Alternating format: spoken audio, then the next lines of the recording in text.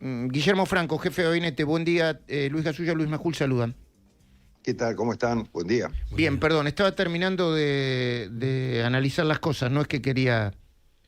No hay problema, no hay problema. Bueno, ¿qué está viendo, Guillermo, con lo que pasó ayer? ¿Cómo lo Estoy lee? viendo que las elecciones están muy cerca, ¿no? Entonces estamos de campaña. Parece, todo se les ocurrió ahora tratar todos los temas vinculados a la sensibilidad social, por llamarlo de alguna manera. A mí me gustaría poder hacer un análisis un poco más amplio que eso, ¿no? Porque analizar cómo llegamos hasta aquí. Entonces, Luis, me parece que, no sé si ayer lo veía en qué bloque o en qué momento del programa lo veía Ramiro Castiñeira haciendo un Sí, análisis sobre la en deuda. nuestro Creo programa, que, sí. bueno, ahí me parece que Ramiro dio exactamente en el clavo, ¿no? A ver, esto que él señalaba de la deuda pública argentina 2001-2025, o sea, este siglo prácticamente, lo que va del siglo. Entonces, él nos decía una parte, que es que después de la crisis del 2001, la deuda pública argentina de 140.000 millones de dólares, y cuando el kirchnerismo le entrega el poder a Javier Milei, la deuda era de 500.000 millones de dólares. ¿Qué pasó en el medio? ¿Cómo crece la deuda de 140.000 a 500.000 millones de dólares? Le aclaro por lo pronto que el gobierno de Milei, al mes de mayo, desde que asumió el poder, hasta el mes de mayo la había bajado en 34.000 millones. ¿Sí? De todas maneras, ¿qué pasó? ¿Por qué la deuda aumentó? Aumentó por estas cosas, como las que sucedieron ayer, ¿no? Sancionan leyes y normas que implican gastos sin recursos. Entonces, ¿qué hace el Estado? ¿Qué hacía el gobierno, no? La expresidenta Cristina Kirchner estuvo ahí varios años. El presidente Néstor Kirchner también incrementó la deuda pública. Entonces, ¿qué hacían? Muy sencillo. Tomaban crédito o emitían dinero. Y todo eso después hay que pagarlo. Se paga con inflación, además de la corrupción, por supuesto, también, ¿no? Entonces, digo, si pretenden que nosotros hagamos lo mismo, están absolutamente equivocados. Nosotros no vamos a hacer eso, vamos a mantener el superávit, vamos a insistir en todo lo que podamos insistir, vamos a vetar todo lo que implique gastos sin recursos, y bueno, seguiremos en esa ruta. Va a ser más difícil, por supuesto, va a ser difícil porque tenemos bloques, hoy nuestro bloque y el del PRO fueron los que votaron ayer en contra de todas estas iniciativas del kirchnerismo, que fueron votadas por radicales, coalición cívica, independientes, etcétera, menos la Libertad Avanza y el PRO. Entonces yo digo, la verdad es que eso es la politiquería populista de siempre, que ha llevado a la Argentina a ser uno de los países pobres del mundo, que ha llevado a la Argentina a ser uno de los países con más alta inflación del mundo, que es una Argentina donde tiene una cantidad, prácticamente un tercio de las fuerzas del trabajo no registradas, informales, que entonces tiene poco más de un activo y medio por cada jubilado. Entonces, todos esos desastres que pasaron en la Argentina son consecuencias de noches como la de anoche, o de días como la de anoche, donde se sancionan normas que no tienen absolutamente ninguna posibilidad de ser financiadas, ¿no? Y las Ahora, que quedan todavía, ¿no? sí. Ahora, Guillermo, yo recordaba, después vamos a buscar ese corte, al presidente Javier Milei, acá en el Observador 107.9, al otro día, pero el día anterior, en la Bolsa de Comercio, creo que fue, si mal no recuerdo, diciendo, no se preocupen porque todo este sistema de leyes que me proponen va a tener como consecuencia un veto, va a ir y volver, y hasta octubre, cuando se produzca la intención del recambio del Parlamento, no va a tener un impacto en la economía real como muchos creen. ¿Usted comparte, Guillermo, este análisis, yo diría, no esa apuesta, esta visión prospectiva del presidente Javier Milei? Bueno, sí, por supuesto que comparto la visión del presidente. Seguramente puede haber algunos ruidos, ¿no? Porque la economía también, o el ánimo de la economía, también se mueve en función de lo que ve en la política. Entonces es probable que ante lo que pasó anoche o lo que pueda pasar en el Senado la semana próxima, los actores económicos lo reflejen de alguna manera. Por ahí puede pasar que suba el riesgo país, con lo cual se encarezca el crédito para los empresarios argentinos. En fin, pueden pasar varias cosas. Lo que no va a pasar es que se cambie un ápice en la decisión del presidente Milei de sostener el superávit fiscal. Muy bien, vamos a poner, estamos en condiciones de poner el audio, Santi, mientras escuchamos al jefe de gabinete, Guillermo Franco, para subrayar los puntos en la conversación que estamos teniendo con el jefe de gabinete. Franco, escuchemos juntos, por favor, y a la audiencia también. Y saben que lo que pasó hoy ya lo sabíamos ayer. ¿Tuvieron algún gesto el 25 de mayo? Pero se criticaron mis formas. Ahora saben que Milei tenía razón. Pero sobre todas las cosas, lo más importante es que sepan que están desesperados. Esto es un acto de desesperación porque saben que en octubre la libertad arrasa.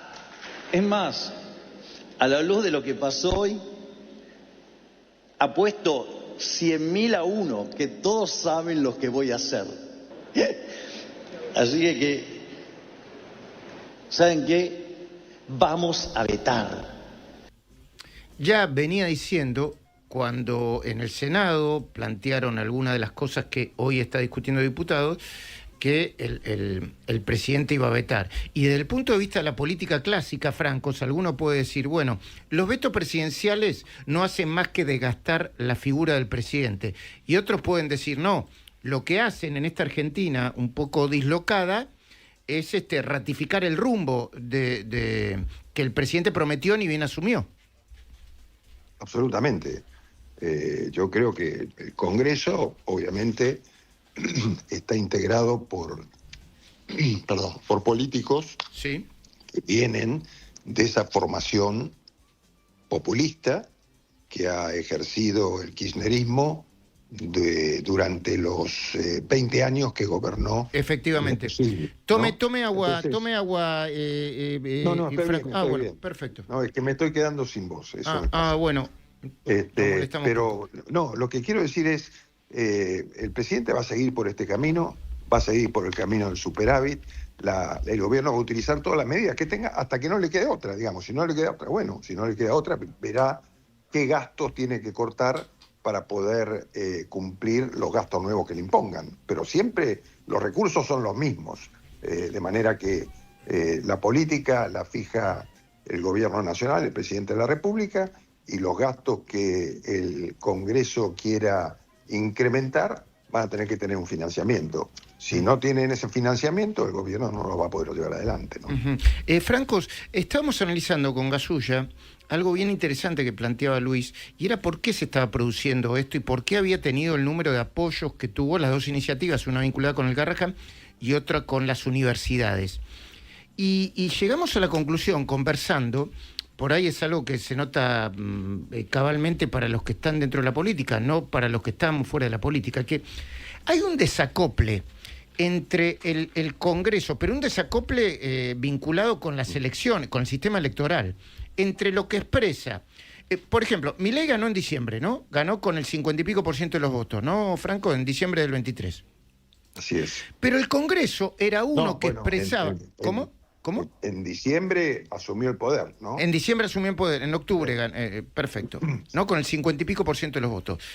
Pero el Congreso que hay hoy no es el que expresa el triunfo de Milei, sino el que expresó más bien la frustración con el gobierno de Macri y el regreso de Alberto, Cristina y Massa, ¿no? Y bueno, en las elecciones del 23... se renovó 1/3 de diputados y la mitad del Congreso. Eso hizo que nosotros tuviéramos un bloque de 38 diputados sobre 257, creo que son 259, y en el Senado tuviéramos 6 senadores sobre 72 claro. senadores. Entonces, obviamente, eso nos deja en una posición legislativa muy menor, muy inferior y con dificultades de imponer nuestras políticas en el Congreso. Pero sí es cierto que al principio de nuestro gobierno, hacia el mes de junio del 23, aprobamos una ley que fue la ley Bases, con el apoyo de distintos sectores y con el voto en contra del kirchnerismo. Esa ley, hay una cosa muy curiosa, Luis, ¿no?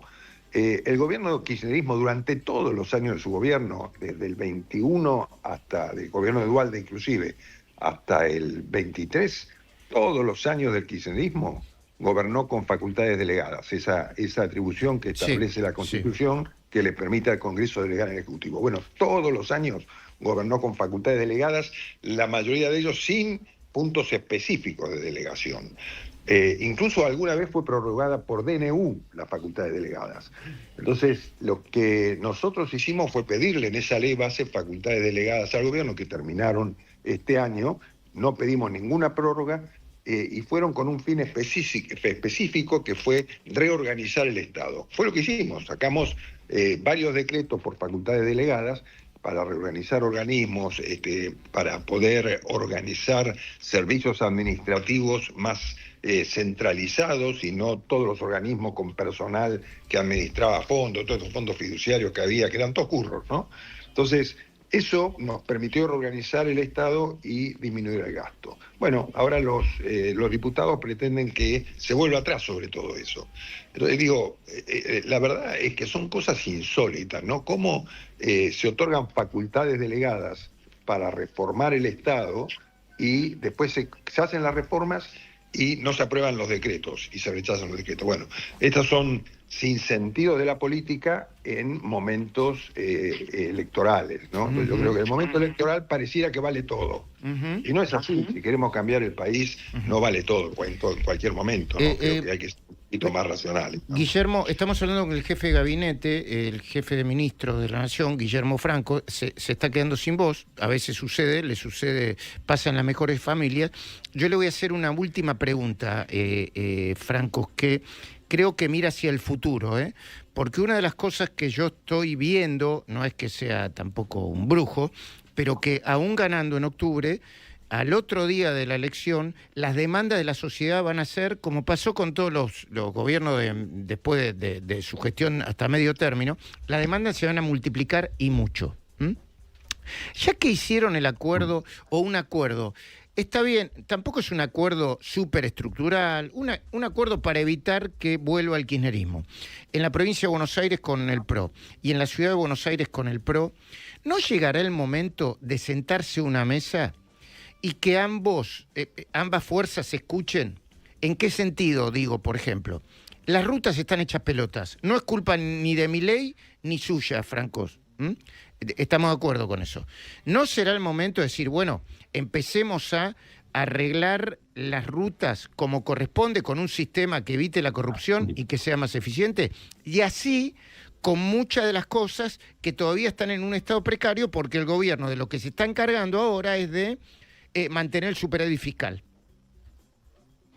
Sí, absolutamente. Yo creo que ese camino hay que recorrerlo. El gobierno lo está recorriendo, de hecho, ha llamado ya a licitación para un conjunto de rutas y tiene previsto, está terminando los pliegos para llamar a licitación otras. Hay gobiernos provinciales que nos están pidiendo el traspaso de rutas nacionales para poder concesionarlos ellos. Estamos trabajando en todo eso, pero, a ver, yo digo, todo tiene su tiempo, ¿no? Porque cuando a mí me dicen, me reclaman por la infraestructura pública, y yo, pero la infraestructura, el desastre de la infraestructura no se hace en 2 años, 3 años, 4 años. El desastre de la infraestructura hay que preguntarle a Lázaro Báez dónde está, ¿no? Yo diría, el desastre de la infraestructura argentina está en los bolsillos de Lázaro Báez y todas las cuentas vinculadas bancarias en la Argentina y en el exterior que tienen que ver con esos curros. Entonces, no nos vengan a echar la culpa a nosotros, porque a veces es indignante que legisladores del kirchnerismo nos hablen del problema de la infraestructura y de las rutas. Esto se hizo por corrupción, por falta de inversión y por irresponsabilidad durante tantos años de gobierno kirchnerista en estos 20 años que hablábamos recién, ¿no? De acuerdo. Bueno, ¿cómo sigue esto, Guillermo, después de lo de ayer o de lo de esta madrugada? ¿Qué va a hacer el gobierno? ¿Qué dice el jefe de gabinete? Porque ahora viene el tema de los gobernadores. ¿Cómo? Bueno, a ver, Luis, yo lo que creo es que están todos pensando en octubre. Bueno, yo también estoy pensando en octubre. Después de todo lo que pasa, claramente nosotros tenemos que pensar y ver si es que el pueblo apoya las políticas que viene llevando el presidente Milei, que fundamentalmente, como ya lo hemos dicho, se basa en controlar el gasto público y reducir la inflación, tener superávit, hacer crecer la economía, sacar gente de la pobreza. Si la gente comparte todo esto que venimos haciendo en este año y 8 meses de gobierno, seguramente nos va a votar. Y si nos vota, si votan nuestros legisladores, vamos a tener más participación en la Cámara de Diputados y en el Senado de Nación. Y eso va a permitir empezar todas las reformas que le hacen falta a la Argentina. Porque, digamos, ¿cuál es la razón por que los empresarios muchas veces no se deciden a invertir? Ahora sí que hay algunas inversiones, pero en general esperan saber si se va a continuar el rumbo. ¿Y por qué no invierten? Y porque tienen costos muy altos en la Argentina, entre ellos los costos laborales. Hay que modificar la ley, las leyes laborales para bajarle el costo a los empresarios y que se decidan a invertir con rentabilidad. Hay que cambiar el sistema tributario y sí, hay que cambiarlo, sin duda. Pero para eso necesitamos tener mayor participación en el Congreso para que sea por lo menos más parecida, más igualitaria la lucha en el Congreso de la Nación con las otras fuerzas. Porque si no vamos a estar siempre en lo mismo, ¿no? Yo diría, Franco, que además de octubre hay que mirar también el 7 de septiembre, ¿no? Porque yo no sé qué dicen sus encuestas, pero algunos dicen que está ganando el peronismo y que si el peronismo gana por un voto, van a plantear una narrativa que le va a ser muy difícil a la Libertad Avanza y al gobierno y al oficialismo discutir con su propia narrativa. Si gana por medio voto, diría yo. No, a ver, yo eso, digamos, lo pongo siempre en duda. No que me esté curando en salud, yo creo que vamos a ganar. Pero también es cierto que Macri ganó en la elección intermedia y después en la segunda parte de su gobierno se le cayó. O sea que no es una cosa consecuencia de la otra. Yo creo que es la consecuencia de una política. Nosotros tenemos claro cuál es el objetivo. Creemos que todos los males de la Argentina han sido producto de un Estado, yo diría, gastador y generador de déficit, que se paga con emisión monetaria y con deuda. Todo eso ha llevado al desastre que es la Argentina. Porque cuando dicen la educación, cuando dicen la salud, cuando dicen el Garrahan, todo eso es consecuencia de lo mismo. Es consecuencia que hemos gastado. A ver, un dato, Luis. ¿Usted tiene presente el plan Procrear que se hizo durante el gobierno kirchnerista para construir viviendas? Sí. No me voy a referir por ahora al destino. ¿Para quién fueron a parar esas viviendas? Supuestamente eran viviendas para aquellos que no podían tener acceso. ¿Sabe, Luis, cuánto era el valor del metro cuadrado normal para cualquier construcción a esa altura de que se desarrolló y se llevó adelante el plan? No. Bueno, el precio normal del metro cuadrado de la vivienda era $700. ¿Sabe cuál es el promedio del metro cuadrado del plan Procrear de costo? $2.700 metro cuadrado contra $700. Generaciones enteras de políticos multimillonarios, mamita. Bueno, entonces digo, veamos dónde está el problema de la Argentina. Una gran parte del problema es el Estado interviniendo en la economía y generando costos impresionantos. O sea, casi cuatro veces... cuatro veces el costo real, Luis. 700 y 2.000, $700 y $2.000. Y 2.700. Perdón, y 2.700. Y corríjame, por ahí lo tiene en la cabeza. De todas las viviendas que se prometieron que se iban a crear en el plan Procrear, ¿cuántas se crearon? Luis, no, se han hecho algunas. Yo no tengo, ya pedí que me manden todos los números a quién se otorgaron. Pero usted sabe, por ejemplo, que viviendas del plan Procrear se alquilan como Airbnb. Entonces, digo, ¿Cómo se hizo eso? ¿Y por qué, perdón, ¿Quién tuvo la perdón mi responsabilidad? ignorancia, ¿por qué estaría mal? Y bueno, porque se supone que las viviendas del plan Procrear Eran viviendas iban a sociales. eran viviendas que iban a gente que no tenía acceso a la vivienda. Entonces, ¿cómo se repartió eso? Bueno, es un tema que hay que ver. O sea, nosotros estamos pidiendo un informe, yo pedí un informe el otro día para saber primero cuántas se construyeron, cuántas se pagaron y no se construyeron, cuántas quedaron a medio construir y a quién se distribuyeron. ¿Quién lo tiene ¿no? ese informe? Porque detrás de eso va No, Gasulla. no lo tengo, Vio que, lo pedí. vio que Luis El Gasulla sí después va está- a la casa donde se supone que se construyó una casa y no la encuentra la casa, nunca. Bueno, eso pasa también, ¿no? Ujú. Eso pasa. Guillermo Francos, gracias por el tiempo. Espero que se mejore de la voz. Va a tener que estar un tiempito sin hablar. Bueno, gracias, Luis. Bueno, Gracias, ahí está el sí. jefe de gabinete Guillermo Francos explicando, a ver, yendo un poquitito más profundo. Yo no digo que lo de ayer haya sido anecdótico,